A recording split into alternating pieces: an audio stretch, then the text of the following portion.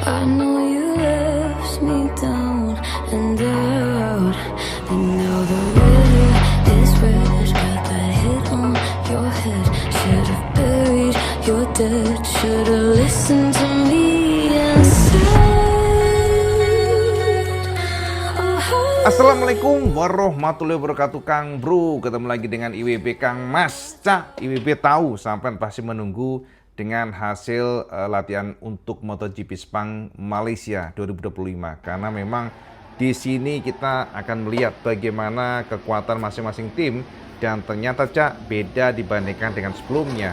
Ternyata kemarin kita katakan Marquez is very fast, Marquez kencang, tapi di pre-practice ya, pada latihan bebas pokoknya pada saat pengetesan di MotoGP Sepang Malaysia hari kedua dia crash.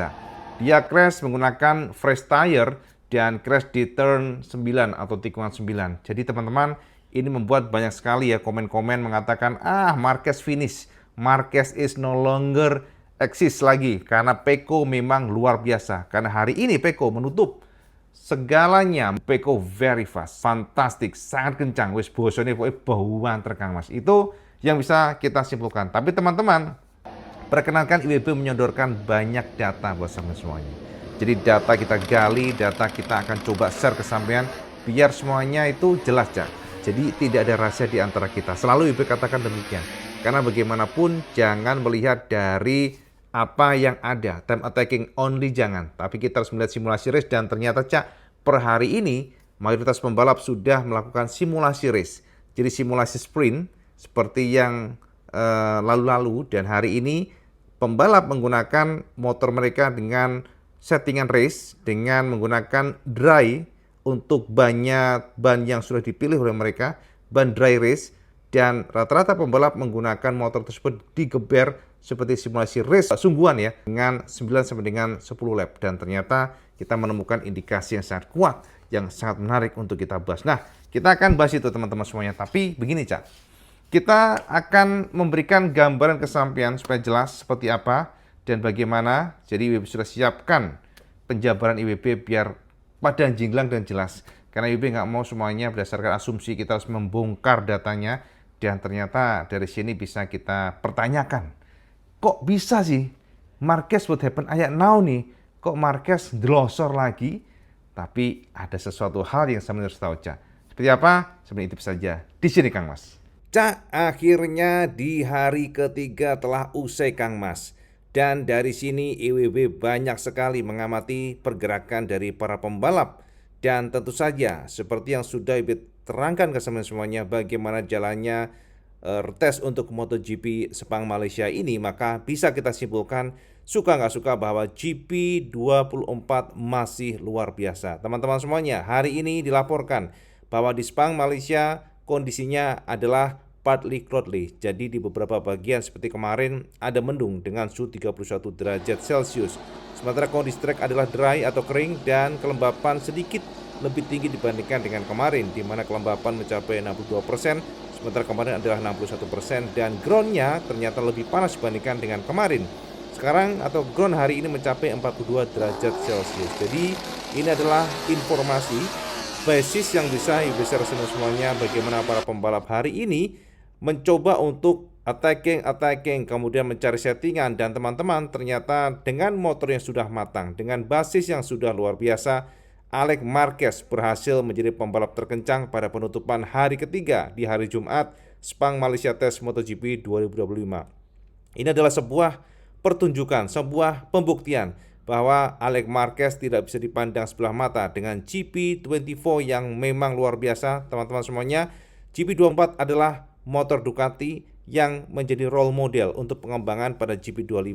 Makanya jika kita melihat bagaimana Alex Marquez yang kencang, ya kita nggak terlalu kaget sebenarnya Cak, karena memang basis dari motor memang sudah sangat bagus, tapi tetap Alex Marquez artinya mampu mengoptimalkan potensi dari GP24. Dan teman-teman, yang justru menjadi perhatian kita adalah bagaimana kencangnya Pecco Bagnaia hari ini. Yes, Pecco Cak yang kemarin terpuruk terlempar dari 10 besar, ternyata hari ini mampu menunjukkan tajinya Mas.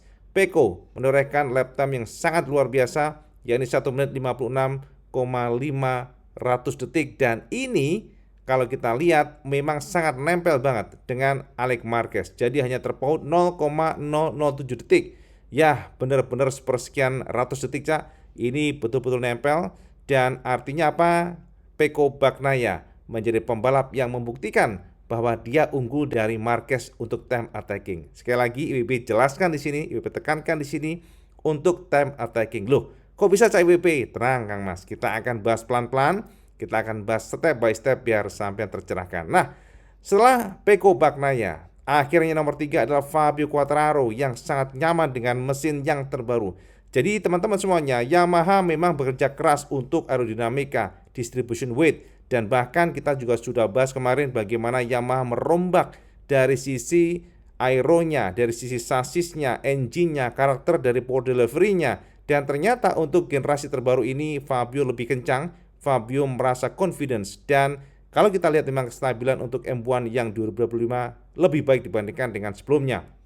Fabio Quartararo hari ini hanya terpaut 0,231 detik dibandingkan dari Alex Marquez. Ini adalah sebuah lap time yang fantastik, lap time yang luar biasa karena sudah mendekati best record di Sepang Malaysia. Sama harus ingat Cak, best record dipegang oleh Pecco Bagnaia dan Pecco ini adalah pembalap yang sangat senang dengan layout dari Sepang Malaysia. Sementara Fabio dengan Yamaha-nya biasanya suffering, tapi hari ini membuktikan bahwa Yamaha memiliki potensi sangat besar. Walaupun secara umum Fabio masih belum mau jumawa, itu intinya Cak. Jadi Fabio masih ingin melihat bagaimana performa dari Yamaha M1 pada saat di Thailand Test nanti, dan saat ini dibuktikan bahwa Fabio ternyata mampu menjadi pembalap yang nempel ketat duo Ducati, dan ini menjadi penegas bagaimana Yamaha improve-nya bersama Max Bertolini yang diberikan kebebasan ternyata memang fantastik. Nah, teman-teman, yang keempat, sekali lagi Morbidelli teman-teman. Jadi Morbidelli yang biasanya suffering di GP24 di masa lalu, kita juga bingung nih Cak. Ternyata pada tes sekarang ini dengan GP24 pula Morbidelli menunjukkan taringnya Cak. Jadi Morbidelli bisa merangsek di posisi keempat dengan lap time yang sangat bagus pula dengan 1 menit 56,94 detik. Artinya terpaut 0,455 detik dibandingkan dengan Alex Marquez. Jadi ini kencang dan teman-teman, nah ini dia Cak. Kalau kemarin kita melihat bagaimana Marquez yang bisa menunjukkan kekuatannya, Marquez yang kita pandang memang very fast, Marquez yang pada akhirnya di hari kemarin ya, di hari kedua maksudnya, dia loser Kang Mas, dia crash. Dan teman-teman, memang jika kita melihat bagaimana crash Marquez ini adalah sebuah crash yang low speed. Jadi Mark juga tidak cedera. Mark mengakui pada saat dia crash adalah sebuah kondisi yang menurutnya memang harus terjadi untuk mencari limitnya. Dan bahkan Marquez mengatakan Cak, bahwa dia pada saat time attacking menggunakan fresh tire, disitulah dia crash di tikungan 9. Dan menurut Marquez ya secara umum dia confidence, no problem. Dan ini dibuktikan pada saat dia melakukan simulasi race. Teman-teman, kita akan bedah nanti setelah ini. Jadi WP akan jabarkan satu persatu biar semuanya tergamblangkan. Pokoknya terjelaskan dengan gamblang Cak. Pokoknya kita gali dengan gamblang. Jadi Marc Marquez hari ini harus puas di posisi kelima atau terpaut 0,549 detik dibandingkan dari Alex Marquez yang menggunakan GP24, sebuah motor yang sudah matang. Dan teman-teman harus tahu GP25 adalah motor yang masih akan coba dicari balancingnya, motor yang harus sempurna sebelum betul-betul digunakan untuk di seri atau race 2025. Dan ini menjadi tantangan berat bagi tim semuanya, factory khususnya yang menggunakan new engine, new bike, karena mesin ini akan disegel. Teman-teman, Ducati akan disegel mesinnya, jadi Ducati harus memilih mesin yang akan digunakan hingga 2026 atau tahun depan Cak. Makanya ini adalah sebuah kerjaan berat sebab tidak boleh salah memilih Cak. Kalau aero masih oke lah, tapi kalau untuk engine mereka harus memilih mana engine yang akan digunakan karena direction harus benar. Jangan sampai mesin yang digunakan untuk 2 tahun ini justru tahun depan akan memble, khususnya begitu ya. Basisnya kayak apa, seperti apa, power delivery-nya kayak apa, dan seperti apa karakternya itu akan dipilih oleh pembalap, dan itulah tugas dari para pembalap khususnya Marquez dan juga Pecco hari ini. Jadi teman-teman, kita langsung menanjak ke Acosta. Nah, Pedro Acosta Cak, ternyata hari ini bisa menunjukkan juga kecepatannya. Dan teman-teman, menarik bagi kita adalah menggali bagaimana KTM. Karena KTM ini ternyata mereka berusaha keras untuk mencari stability, mencari kekuatan pada saat keluar tikungan atau out of the corner. Dan untuk kekuatan KTM adalah mereka bisa mengerem dengan sangat dekat. Jadi bahkan informasi kita dapatkan, KTM ini memiliki kekuatan braking di atas dari GP24. Ini gila ya, walaupun memang mereka masih lemah pada traksi ban belakang sehingga pada saat keluar tikungan rata-rata KTM masih kalah dibandingkan dengan Ducati. Jadi Acosta hari ini mencoba beberapa part termasuk juga menggunakan atau ngetes bentuk belakang atau stabilizer mass damper lah maksudnya Cak ya. Bagian belakang mass damper yang baru dengan bentuk yang kotak kita akan jabarkan habis ini. Itu berkali-kali kita lihat Acosta keluar dan pada akhirnya kita bisa memperhatikan bagaimana performa KTM yang luar biasa dan Acosta akhirnya menjadi pembalap terkencang KTM. Jadi KTM memang nggak salah pilih dengan posisi ke-6 menutup pada hari ketiga untuk MotoGP tes di Sepang Malaysia. Nah, ketujuh Cak, ternyata Johann Zarco. Nah, ini dia Cak. Zarco sekali lagi menunjukkan bahwa dia memiliki kecepatan. Di atas mesin Honda, dia menjadi pembalap terkencang Honda yang menggunakan RC terbaru. Dan Zarco ternyata bisa menorehkan waktu yang juga cukup baik, hanya terpaut 0,711 detik dibandingkan dengan Alex Marquez. Dan ya memang Cak, kalau kita melihat dari gap ini cukup tinggi, tapi jika kita komparasikan dengan masa lalu, ini termasuk lebih dekat dibandingkan dengan sebelumnya. Makanya kita lihat potensi dari Honda cukup oke, walaupun masih kurang. Karena kita mendapatkan konfirmasi dari Joan Mir bahwa Honda masih lemah pada sisi retraction-nya. Jadi traksi ban belakang masih perlu di-push lagi. Dan konfirmasi dari Joan Mir, kita lihat sini Cak ya. Jadi Mir juga cukup bagus Kang Mas ya. Mir bisa nangkring di posisi ke-8 atau di belakang Zarco dengan lap time yang sangat mepet. Dan kita dapatkan konfirmasi dari Joan Mir bahwa ternyata Honda ini secara power engine lebih baik dibandingkan dengan sebelumnya. Jadi top speednya meningkat walaupun sangat tipis. Jadi Mir mengatakan memberikan konfirmasi ke media kecepatan puncak untuk Honda RC meningkat 1 km per jam. Ini nggak cukup sih Cak ya, karena harapan dari Joan Mir adalah motor bisa bertambah hingga 5 km per jam. Tapi dari informasi Mir, ternyata Honda ini memiliki sedikit kelebihan dibandingkan dengan sebelumnya, di mana setelah mereka otak-atik elektronik, maka akselerasi keluar tikungan lebih baik. Makanya mereka sangat optimis bahwa pada next untuk tes, mereka bisa mengkonfirmasi bahwa Honda ini sepertinya memang lebih baik dibandingkan sebelumnya. Jadi mereka akan make sure lagi bagaimana dengan retraction dari RCV itu setelah nanti di Thailand. Jadi mereka akan mengkonfirmasi feeling dari pembalapnya, termasuk Joan Mir, dan ini yang bisa kita dapatkan Cak.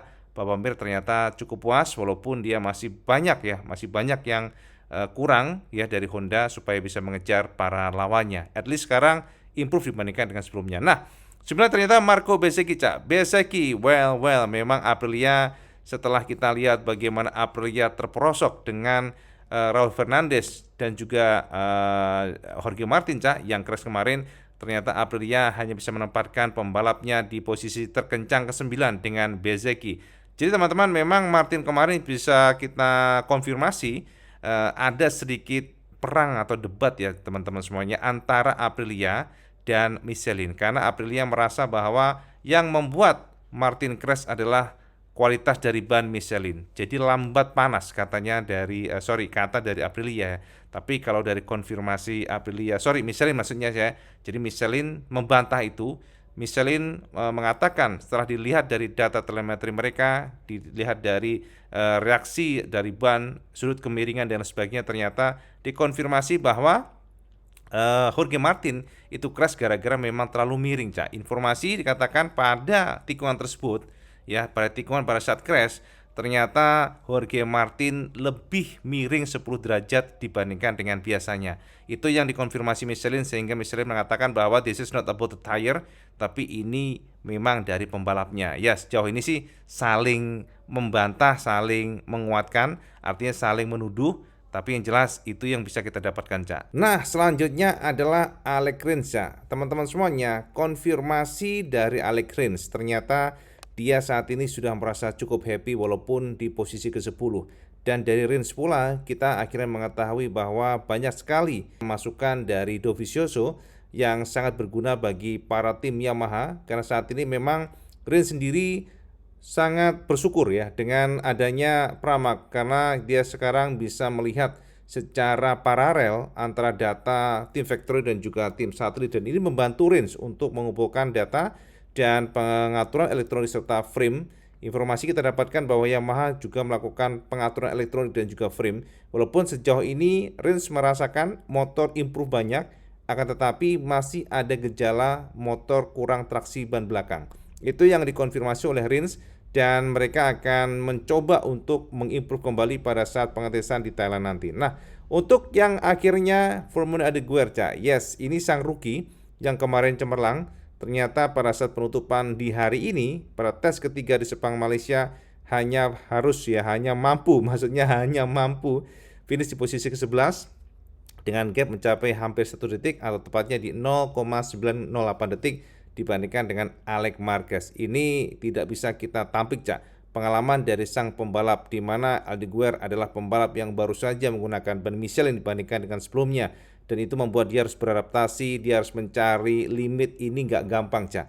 Makanya Formin hari ini hanya bisa mengisi posisi ke-11 dengan gap mencapai 0,9 detik. Ini sudah cukup bagus menurut IWB. Apalagi jika kita bandingkan, Formula Aldeguer juga lebih kencang dibandingkan Jack Miller. Nah, teman-teman, 12 adalah Jack Miller yang sekali lagi, walaupun Miller mengatakan bahwa dia cukup happy, dia merasa semakin nyaman dengan Yamaha, akan tetapi memang ada beberapa poin yang perlu diimprove. Itu kata Miller. Kalau kita melihat bagaimana konfigurasi mesin inline 4, memang Miller mengakui untuk power ternyata lebih terkontrol V4. Itu yang kita dapatkan. Ini menarik sekali, saya, karena kita tahu bahwa inline 4 dipandang less power, tapi ternyata reaksi dari motor Yamaha justru lebih reaktif pada saat akselerasi. Jadi low RPM itu justru lebih reaktif dibandingkan dengan V4. Dia merasakan pada saat komparasi power, ternyata untuk Yamaha masih perlu memperbaiki pada sisi low RPM.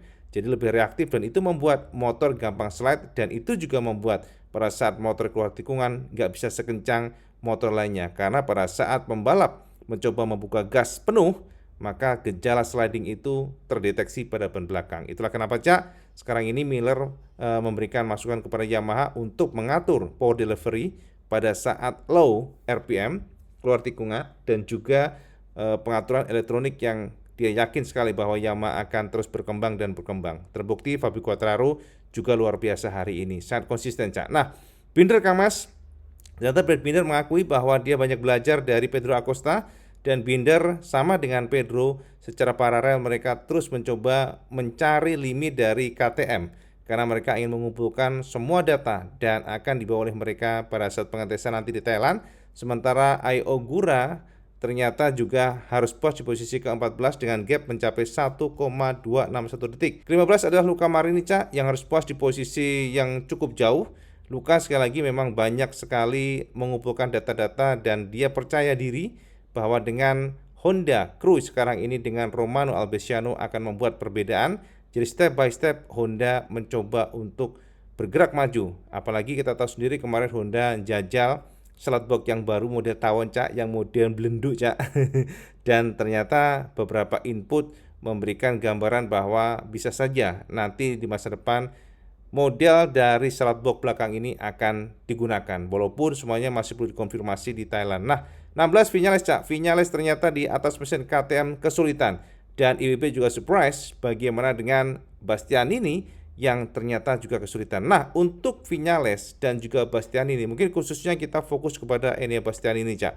Jadi, Cak, Enea Bastianini mengakui bahwa dia masih sangat sulit untuk beradaptasi dengan KTM. Karena ternyata karakter dari KTM ini berbeda banget dibandingkan dengan GP24 yang dia tunggangi. Ducati is different comparing to KTM. KTM juga berbeda dibandingkan dengan Ducati. Ini bisa dipastikan dari Bastianini yang memberikan konfirmasi bahwa ternyata titik pengereman untuk KTM RC16 ini berbeda banget. Jadi dari kacamata Bastianini, pengereman KTM itu sangat dekat, bisa lebih jago dibandingkan dengan GP24. Tapi ini membuat feelingnya berantakan, karena selama ini dia bisa mengoptimalkan Ducati dengan feeling yang sudah ada, akan tetapi semua pengalaman di Ducati ketika diaplikasi ke KTM tidak bisa bekerja. Itu yang ditekankan oleh Bastianini. Jadi bahkan Bastianini mencoba untuk merubah atau mengganti swing armnya supaya titik breakingnya tidak terlalu kuat, tapi justru itu juga kurang ampuh. Makanya Bastian ini mengakui bahwa dia masih belum mendapatkan feelingnya, dan saat ini dia finish di posisi ke-18 dengan gap mencapai 1,5 detik.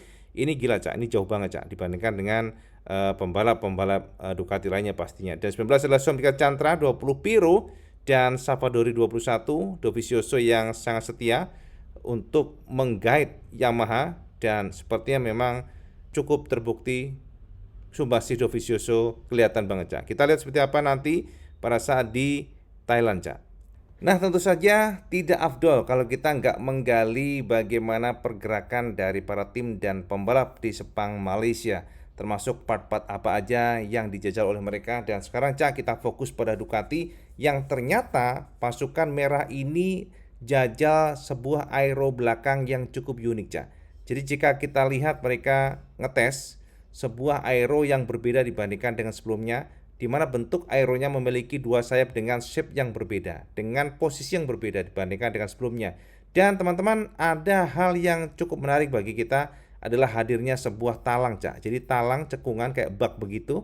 Jadi kalau kita lihat seperti ini Kang Mas, nah ini kan kalau kita perhatikan ada sayap di sini Cak, di bagian mas damper belakangnya, tapi di sini juga ada kayak sayap. Nah ini selama kita melihat atau kita komparasikan, belum ada satupun yang bisa kita gali. Ini fungsinya apa nih Cak? Karena biasanya dari para tim lainnya rata-rata hanya menjejali dengan sayap di bagian buritan atasnya ini.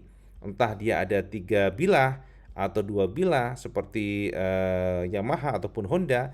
Tapi untuk Ducati mereka memberikan seperti ini Cak. Jadi ada semacam kayak bilah coakan begitu, seperti bak ya, ini kayak bak begitu.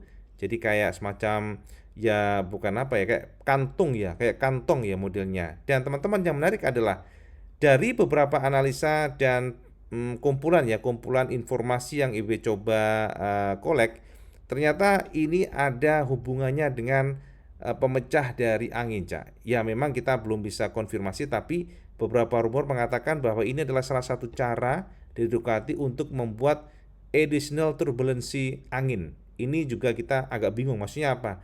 Dan ternyata bak ini adalah salah satu cara untuk mengacaukan angin belakang. Nah ini menarik ya. Apakah ini artinya dengan adanya coakan atau bak yang diracik oleh gigi Dalina di bagian sayap kiri kanan ini akan membuat pembalap yang mencoba membuntuti Ducati kesulitan? Pembalap lain maksudnya Cak ya, kita belum tahu.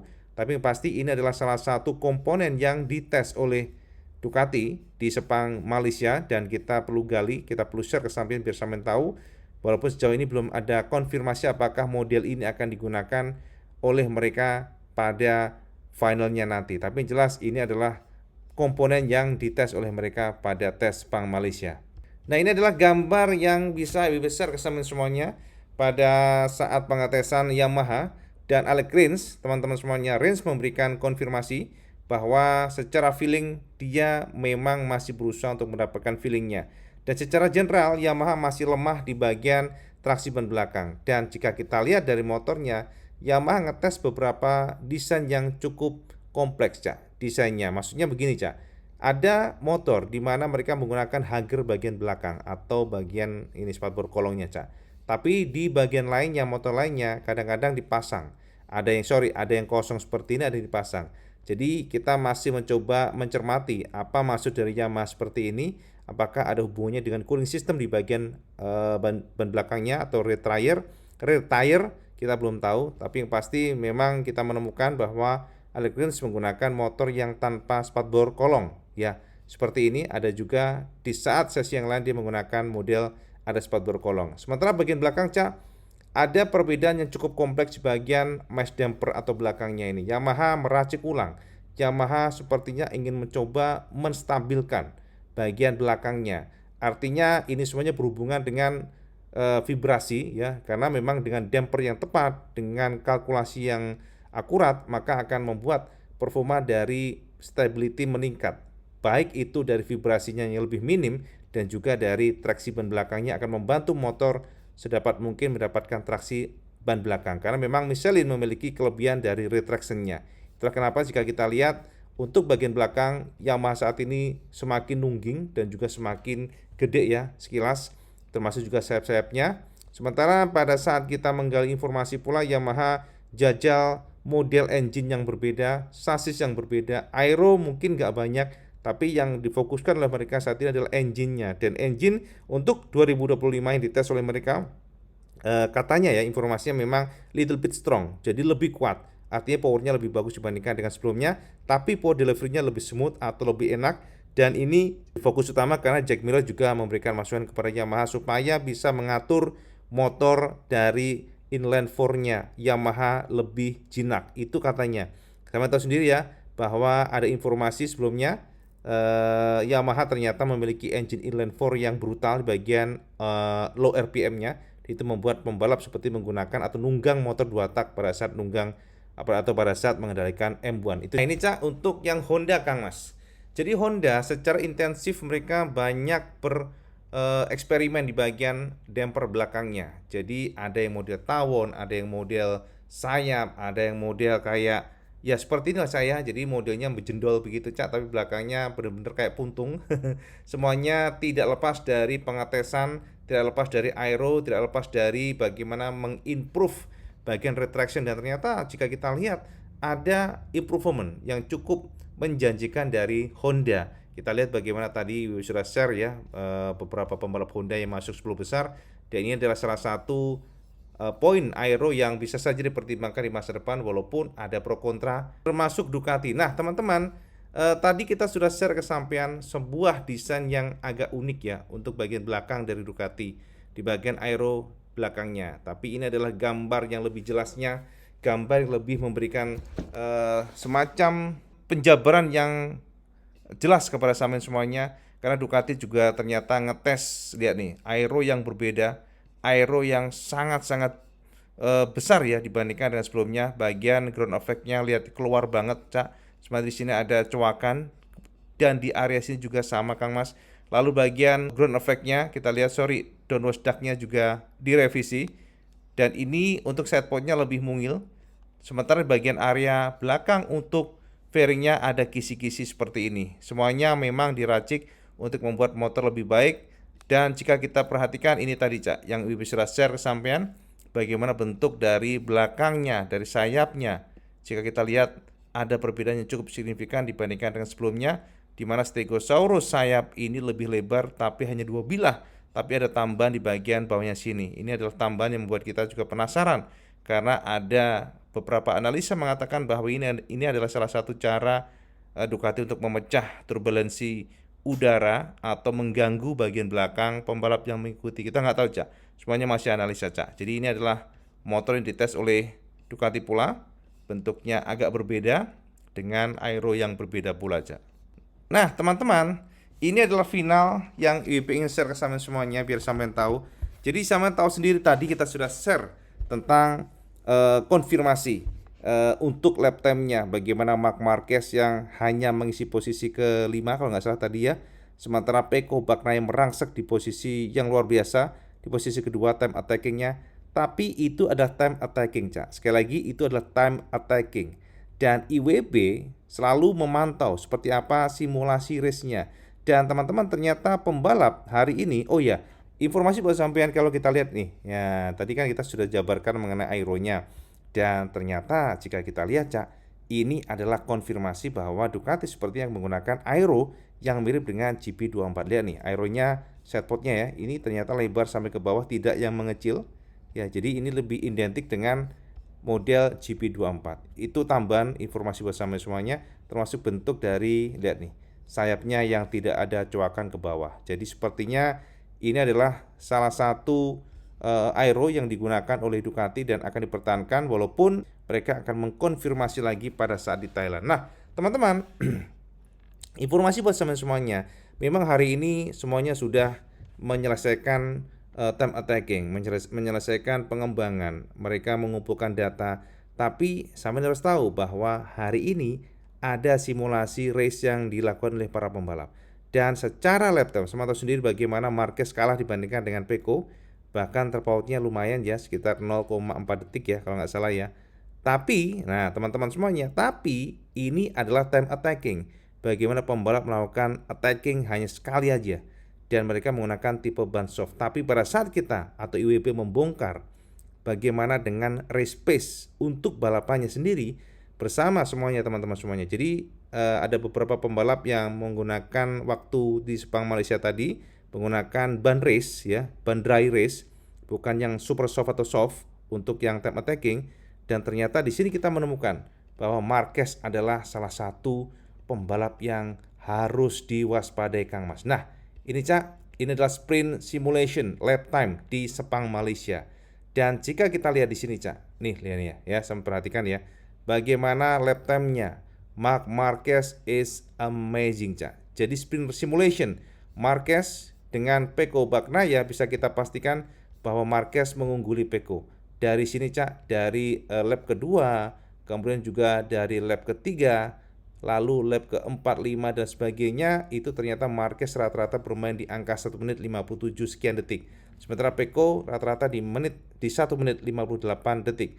Dan ini bisa kita simpulkan dari sini bahwa average untuk Pecco Bagnaia untuk simulasi sprint itu di 1 menit 58.243 detik, dan ini lebih lambat dibandingkan dengan Marquez yang luar biasa average-nya di angka 1 menit 57.930 detik. Ini sama-sama menggunakan motor GP25 dengan settingan masing-masing dengan ban race ya, simulasi race karena memang menggunakan ban sprint, ban soft. Dan ternyata untuk Marquez ini bahkan mengalahkan lap time kemenangan Jorge Martin di Sepang Malaysia di tahun 2024. Jadi average untuk Pecco 1 menit 58.243 detik untuk simulasi race-nya, sementara untuk Marquez di 1 menit 57.930 detik. Dan jika kita lihat di sini Alex Marquez menyelesaikan 10 lap dengan GP24, motornya sudah matang dan average-nya di angka 1 menit 57.901 detik. Dia adalah pembalap terkencang soal simulasi race ya, menggunakan simulasi race.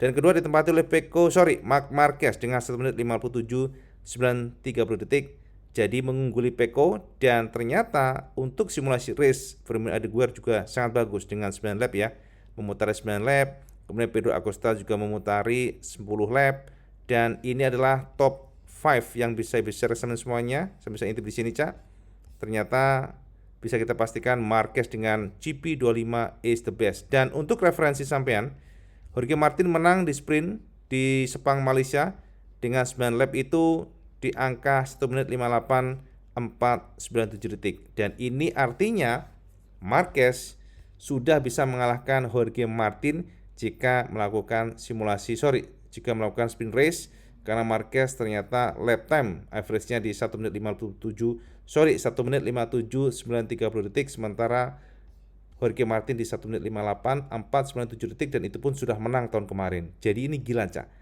bahwa tahun ini ternyata motor Ducati semakin kencang dan kencang. Gokil Mas. Nah, jadi ngono Kang Mas ya, sudah terang padang jingklang, sudah jelas.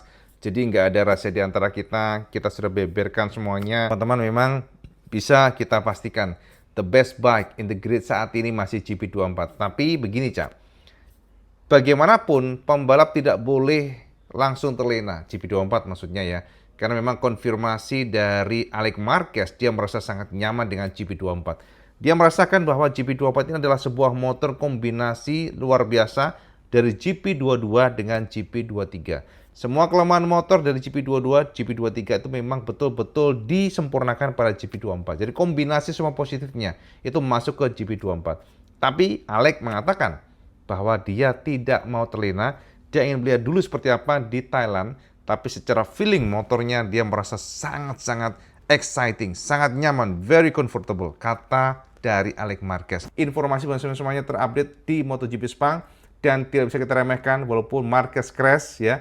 Bahkan crashnya ini justru dipertanyakan karena Jack Miller merasa bahwa Marc menutupi potensi aslinya, dan Miller mengatakan atau menganalisa sepertinya Marquez sandbagging ya, sandbagging itu ya berpura-pura menutupi potensi aslinya, race pace-nya real kecepatannya.